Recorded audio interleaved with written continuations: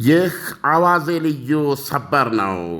የአሜሪካው ፕሬዝደንት የኢራንን ሁሉንም መሠረተ ልማቶች የሚመታ የርዕሰ ከተማዋ ቴሄራንን ማንኛውንም የኤሌክትሪክ አገልግሎት ሙሉ በሙሉ የሚያጠፋና በመላ ሀገሪቱ ከፍተኛ የኤሌክትሪክ እጥረት መፍጠር የሚችል ድብደባ እንዲካሄድ መወሰናቸውን ገለጸ። እርምጃቸው የሚጀምረው ዎል ስትሪት ጆርናል እንደገለጸው በማናቸውም ሰዓት በእነዚህ 2 ቀናት ነው፣ በዚህ በቅዳሜና በእሁድ መካከል።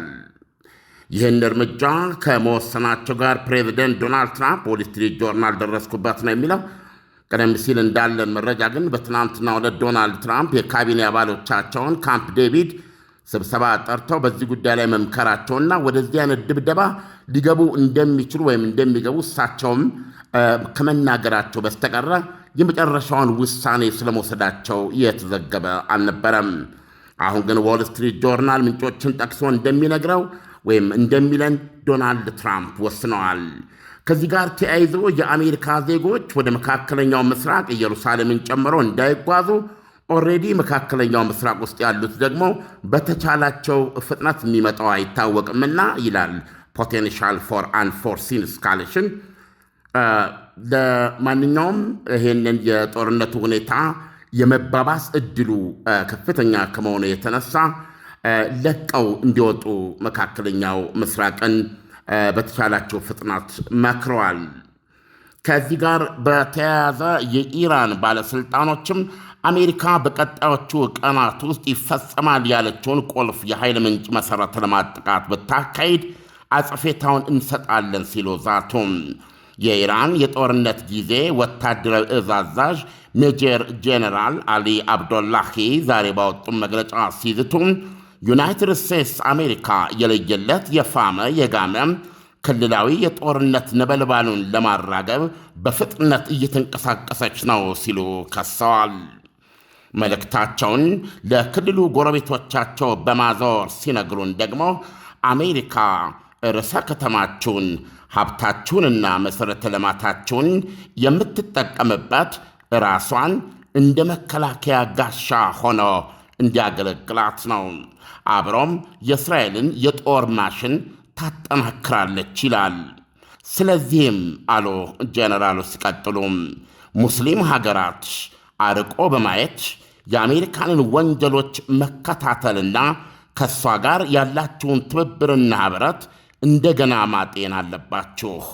አለበለዚያ አሉ ጄኔራሉ ራሱን ወይም ራሳችሁን የወንጀለኛዋ ጠብጫሪዋ አሜሪካ መከላከያ ጋሻ የምታደርጉ ሁሉ በጦርነት እሳት ውስጥ ትነዳላችሁ ብለዋል።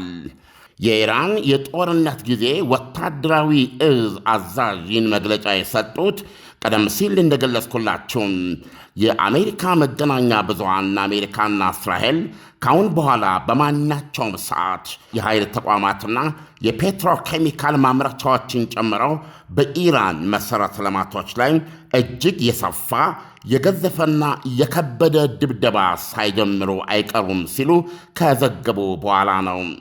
ይህ በርዕሰ ከተማዋ ቴሄራን በመላ የኤሌክትሪክ አገልግሎትን እንዳልነበር የሚያደርግና ጽልመት ውስጥ የሚከት ማለት ነው።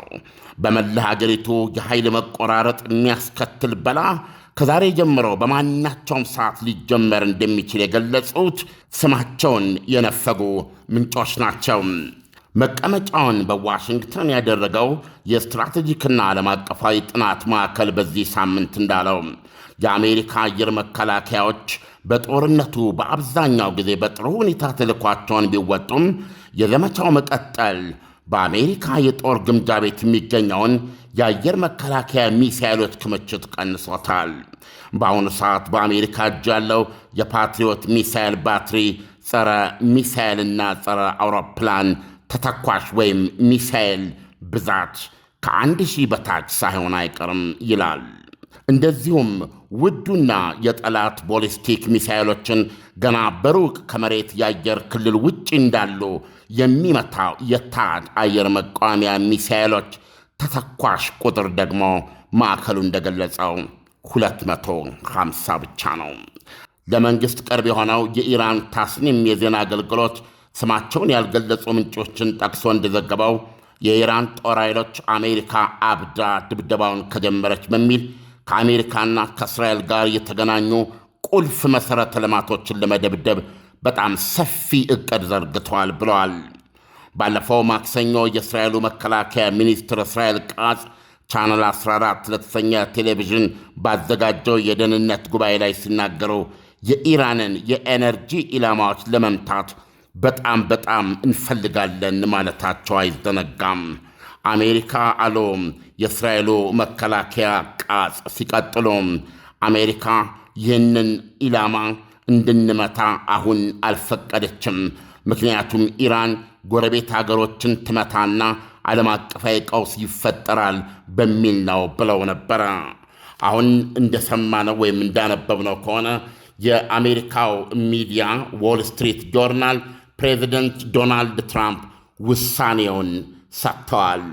ከዚህ በኋላ በማናቸውም በተለይ በዚህ ዊከንድ ነው የሚለው ቅዳሜና እሁድ ማለት ነው፣ ከሁለት ቀን በአንዱ በማናቸውም ሰዓት ይህ በላ ኢራንን ወደ ጽልመት የሚከልስ የነዳጅ ሀብቷን ወደ ጭስ የሚቀይር በዚህም ምክንያት ኢራንን ክፉኛ በመደብደብ በቃሉ በአማርኛ ውክክ ማድረግ ምንም አይነት አቅም ማሳጣትና አሜሪካ እንደፈለገችውና እንደጠየቀችው ድርድር ውስጥ ገብታ የተባለችውን በመፈጸም ራሷን ለማዳን የምትፈልግ ደካማ ሀገር እናደርጋታለን የሚል ነው።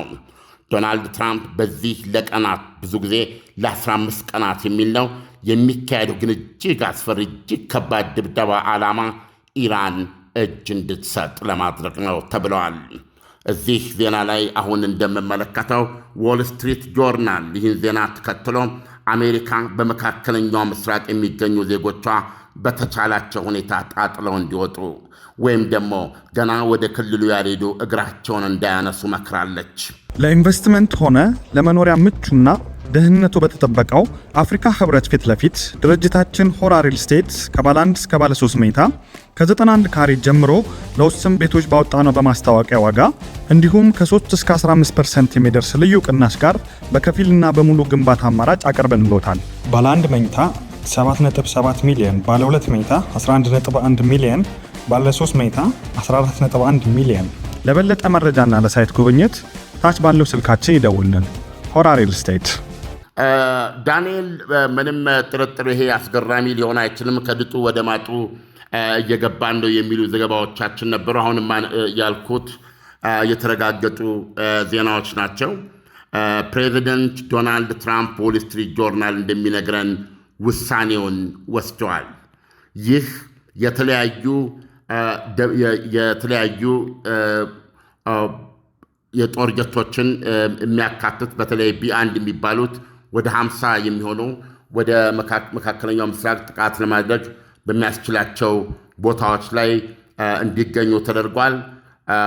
ከዚህ በፊት እንዳልነው የፒካክስ የሚባለው ተራራ ከርስ ውስጥ 100 ሜትር ወደ ጥልቀት አዲስ የኢራን የዩራኒየም ማብለያና እንደዚሁም ደግሞ 60 በመቶ አበልጽጋ ያበለጸገችው 440 ኪሎግራም የሚባለው ዩራኒየም ክምችት አብዛኛው ወደዛ መዘዋወሩን በሺህ የሚቆጠር ሴንትሪፊውጅ የዩራኒየም ማብለያ መሳሪያ እዛ ተራራ ስር በሚገኘው በአዲሱ የኒውክሌር ተቋም እንደተደበቀ ተነግሮ በነበረ። ይህም በተመለከተ ዶናልድ ትራምፕ እንደሚመቱት በተደጋጋሚ የገለጹት ነበር። በዚህ 15 ቀን በሚቆየው የኢራንን የኃይል ተቋማት ማለት የኤሌክትሪክ አገልግሎት የኤሌክትሪክ ምንጭ የኃይል ምንጭ ጄኔሬተሮች ሊሆኑ ይችላሉ። ኢራን በጣም ብዙ ግድቦች አሏት። የኃይል ማመንጫ የሃይድሮ ኤሌክትሪክ ፓወር፣ እንደገና ደግሞ የነዳጅ ምንድነው የኃይል ማስተላለፊያ ማከፋፈያ የሚባሉ የኤሌክትሪሲቲ መዋቅሮችን የሚመታና የሚያጠፋ ነው። ኢራን ውስጥ ይሄ 100% ተፈጻሚ እንደሚሆን ነው ዘገባዎች የሚያመለክቱት። የኢራን ዋና ከተማ ጽልመት ውስጥ እንድትገባ ነው የሚደረግ ነው የሚሉት እና በመላ ሀገሪቱ ደግሞ ከፍተኛ የሆነ የኃይል መቆራረጥ እንዲፈጠር የሚያደርግ ድብደባ ነው። ዓላማውም በጣም በኃይለኛ በመምታት የኢራን ሰሬንደር ወይም ደግሞ እጅ እንድትሰጥ ለማድረግ ነው የሚል ነው ዳንኤል። ስለዚህ በእውነቱ ትልቅ ዜና ነው የሰማነው ዎል ስትሪት ጆርናል እንደነገረን። ዓለም ዶናልድ ትራምፕ ኢራን ላይ የሚያደርጉትን ጦርነት እንዳቆሙ ከተናገሩ በኋላ አሁን ላይ ደግሞ ለምን መቀጠል ፈለጉ የሚለውን ብታብራራለን።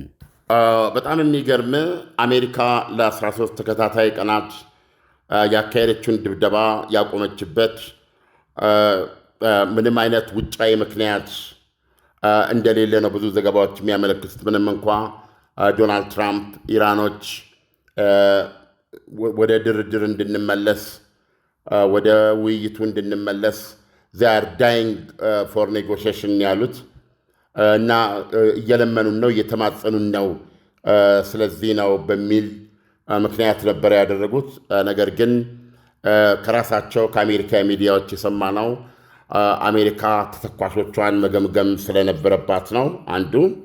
አሁን እንደሰማኸው ለምሳሌ የአየር መከላከያ ሚሳኤል ለምሳሌ ምን ማለት ነው? ፓትሪዮት ባትሪ የሚሳኤሎቹ መተኮሻ ማለት ነው። የአየር መቃወሚያ መሳሪያ ማለት ነው። ስለዚህ አሁን በአንድ ጊዜ 8 ነው የሚጠምደው። 8 ጠምደህ ነው የምትጠቀመው። ስለዚህ ወደ 8 አፈሙዞች ማለት ነው።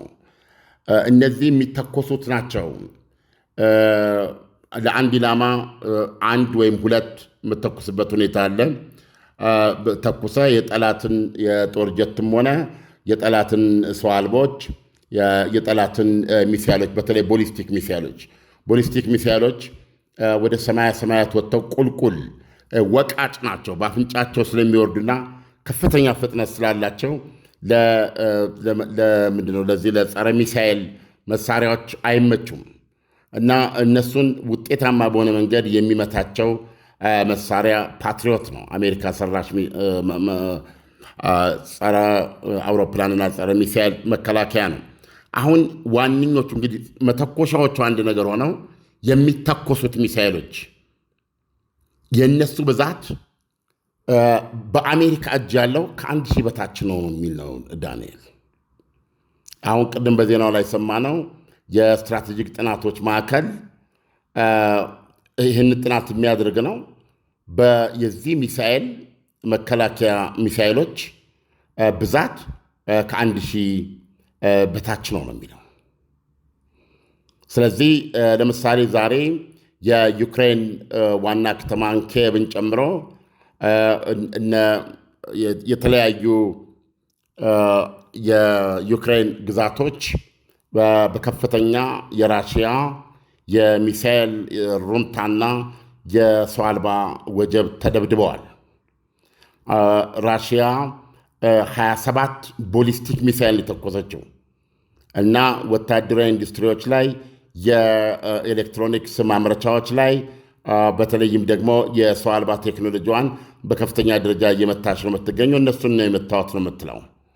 ነገር ግን 9 ሰዎች ተገድለዋል፣ ወደ 30 ቆስለዋል። ይሄንን 27 ቦሊስቲክ ሚሳይል ተኩሳ ዩክሬን መከላከል የቻለችው ዳንኤል አንዱን ብቻ ነው። 26ቱ ቦሊስቲክ ሚሳይል የታቀደላቸውን ኢላማ መጥተዋል። ስለዚህ ዩክሬን ያለችው ምንድነው? የፓትሪዮት ሚሳይል ያለ ያለችው የራሽያን ቦሊስቲክ ሚሳይሎች ወይም ማቆም የሚችል በአብዛኛው ውጤታማ የሆነ የአየር መከላከያ ፓትሪዮት ነው። ነገር ግን በአምራቿ በዩናይትድ ስቴትስ አሜሪካ እጅ እንኳ ያለው የተተኳሽ ብዛት ከ1000 በታች ነው የሚል ነው። የሚገርም እዚሁ ዜና ላይ በደንብ ሰምተው ከሆነ ታድ የሚባለው እጅግ ዘመናዊ አንዱ ጥይት አንዱ ሚሳኤል ማለት ነው ወደ ሰማይ የምተኩሰው ዋጋው $7 ሚሊዮን ነው አንዱ። እሱ ከመሬት ከመሬት የአየር ክልል በላይ ወጥቶ የጠላት ቦሊስቲክ ሚሳይሎች ያንተ የአየር ክልል ከመግባታቸው በፊት የሚመታቸው ነው። በጣም ውጤታማና ስኬታማ እጅግ ውድ ነው። ግን አሜሪካ በጠቅላላው በአሁኑ ሰዓት በጦር ግምጃ ቤቷ ያላት የታድ ሚሳኤል ተተኳሽ 250 ብቻ ነው ይላል። ስለዚህ አንዱ ምክንያት አሜሪካ ባላት ክምችት የተመናመነ መምጣት የተነሳ ነው ያንን ድብደባ ያቆመችው የሚል ነው። ለምንድነው ይህንን ማየት ያለብን? በሙሉ ጎረቤት የኢራን ጎረቤቶች የሰላጡ ሀገሮች የኢራንን ቦሊስቲክ ሚሳይል ሩምታዎች የሚቋቋሙት በዚሁ በፓትሪዮት ሚሳይል እና በብዛት ትሸጣላቸዋለች። አሁን ለነሱ አሁን ይህ ጦርነት እየገፋ በሄደ ቁጥር የእነሱም ተተኳሽ እያለቀ ነው የሚመጣው። ስለዚህ አሁን አሜሪካ ጎተራዋ ጋር ደግሞ ያለው ለማንኛውም እንኳ ሌላ አዳዲስ እየተመረተ እየገባ መሆኑን ባላረጋገጥክበት ሁኔታ ያንን 1000 ለመጠቀም የአሜሪካንን ደህንነት ሊያደጋጋልጥ ነው የሚሆነው። እንዲህ አይነት ጉዳዮች ስላሉ በዚህ የተነሳ ነው የሚል ትንታኔዎች ነው እያነበብን ያለ ነው። ይሁንና ዶናልድ ትራምፕ የዚህ ምክንያቱ ኢራኖች ድርድሩን ስለለመኑ ነው፣ በተገቢው ስለተደበደቡ እኛም ኢላማ ስላለቀብን ነው፣ ኦልሞስት ብዙዎቹን የኢላማዎች ደብድበናል የሚል ነበር። በኋላ መጨረሻ ላይ ኢራኖች ዶናልድ ትራምፕ አይ ቲንክ ማክሰኞ ይመስለኛል ያቆሙት፣ ሐሙስ ዕለት ዮርዳኖስ ላይ ኢራኖች ተኮሱ። ድንገተኛና ያልተጠበቀ የሚሳኤል ሩምታ ከፍተው ዮርዳኖስ በነበሩ የመጨረሻ ደቂቃዎች ላይ ተረባርበን 5 ሚሳኤል ነበር የተኮሰችው፣ እነሱን መተን መጣል ችለናል የሚል መግለጫ ነው የሰጠችው። ያ በስከዛሬ የጦርነቱ ሂደት ሆኖ የማያውቅ ኢራን በራሷ አነሳሽነት ማጥቃት የከፈተችበት ነው ማለት ይችላል። እና ሌሎች ዘገባዎች የሚሉት ምንድነው? አሁን በዶናልድ ትራምፕ ዘንድ ይህንን ያስደረጉት በኢራን ውስጥ በአሁኑ ሰዓት ማን ነው ስልጣኑ፣ ማን እጅ ነው ያለው፣ ማን ነው የሚቆጣጠረው የሚለው ነገር ወደ እስላማዊ አብዮታዊ ዘቡ ያዘነበለ በመሆኑ እነዛ ኃይሎች ናቸው ይህን ውሳኔ ሰጥተው ያንን የተኮሱት። ከአሜሪካ ጋር በመደራደር ላይ የሚገኙት አፈጉባኤ ቋሊባፍና እንዲሁም ደግሞ አባስ አርጋቺ ወይም ደግሞ ፕሬዚደንቱ ፔጀሽኪያን፣ እነዚህ ከፊት ለፊት የኢራን መሪዎች ሆነው የሚታዩ ሰዎች ውሳኔ አልነበረም። ስለዚህም እነሱ በአግባቡ ባለው ቻነል ተጠቅመው ለአሜሪካን ይቅርታ ጠይቀዋል የሚል ነው አንዱ ዘገባ። ይህንን ስታይ ለምንድን ነው ዶናልድ ትራምፕ ያንን ጦርነት ያቆሙት የሚለው ቀደም ሲል ከሰጠው ምክንያት ጋር ይገናኛል። ሌላው ምክንያት ደግሞ ድብደባን አካሄደ። ዓላማው ኢራን ሸብረክ ብላ ከዚህ የሆነ ነገር ተምራ ድርድሩን በበላይነት የእሳቸውን ፍላጎት መፈጸም በሚያስችል ሁኔታ ለመቀጠል በእርግጥም ኢራን ጥያቄውን እንድታቀርብና ዳግም ይሄ ነገር እንዳይቀሰቀስ ትጥራለች የሚል ኤክስፔክቴሽን እንዳላቸው መገመት ይቻላል ዶናልድ ትራምፕ። የሆነው ግን በተጨባጭ አይደለም ዳንኤል። እስከዚች ደቂቃ ድረስ ምንም እንኳ ኳታርና ፓኪስታን ይህ በውል የሞተውን የአልተግባብቶም ስምምነት ለማንቀሳቀስ እዚህም እዛም መሯሯጣቸው ባይቀርም በተጨባጭ ግን የቀጠለ ድርድር የለም እስካሁን። ስለዚህ ዶናልድ ትራምፕ ትናንትና ካምፕ ዴቪድ ካቢኔያቸውን ሰብስበው ኢራኖችን ውክክ እስኪሉ ውክክ ምንም በቃ መዛል በሚደረግባቸው ድብደባ ዝለው እጃቸውን እንዲሰጡ የማድረግ የሚያስችል የከፋ ደረጃ ድብደባ በጣም ነው የምንመታት እያሉ ነበር ሲገልጹ የነበረው። ነገር ግን ውሳኔውን መውሰዳቸውን አናቅም ነበረ። አሁን እዚህ ታይምስ ኦፍ እስራኤል ላይ እንደማየው ዎል ስትሪት ጆርናል ውሳኔውን ወስደዋል ብለዋል። የእስራኤልና የአሜሪካ አየር ኃይሎች በፌብሩዋሪ 28 ወይም በኢትዮጵያ የካቲት 21 ቀን የጦርነቱ መጀመርን ቀጥሎ 38 ቀናት መደዳውን እንዳደረጉት ሁሉ ኢራንን በተፋፋመ የአየር ድብደባ በማናቸውም ሰዓት ሊያጠቁ እንደሚችሉ ይናገራል። ይሁንና በእስራኤል በኩል ለዜጎች የተሰጠ ለደጀኖች የተላለፈ መልእክት እስካሁን ድረስ የለም። ስለዚህ ዎል ስትሪት ጆርናል ማለቱን ከመግለጽ በስተቀረ ሌላ ተጨባጭ ማሳያ ነገር የለም። ቢያንስ በእስራኤል በኩል ለዜጎቿ የሰጠችው የጥንቃቄ መልእክት የመሳሰለው ነገር ስለሌለ በዜናው በዚህ ደረጃ ነው ያለው። ዳንኤል ዓለም ለሰጠህን ትንታኔ በጣም አመሰግናለሁ። መልካም አዳር ይሁንልህ። መልካም ዓለም። ለኢንቨስትመንት ሆነ ለመኖሪያ ምቹና ደህንነቱ በተጠበቀው አፍሪካ ህብረት ፊት ለፊት ድርጅታችን ሆራ ሪል ስቴት ከባለ 1 እስከ ባለ 3 መኝታ ከ91 ካሬ ጀምሮ ለውስን ቤቶች ባወጣነው በማስታወቂያ ዋጋ እንዲሁም ከ3 እስከ 15% የሚደርስ ልዩ ቅናሽ ጋር በከፊልና በሙሉ ግንባታ አማራጭ አቀርበንልዎታል። ባለ 1 መኝታ 7.7 ሚሊዮን፣ ባለ 2 መኝታ 11.1 ሚሊዮን፣ ባለ 3 መኝታ 14.1 ሚሊዮን። ለበለጠ መረጃና ለሳይት ጉብኝት ታች ባለው ስልካችን ይደውልን። ሆራ ሪል ስቴት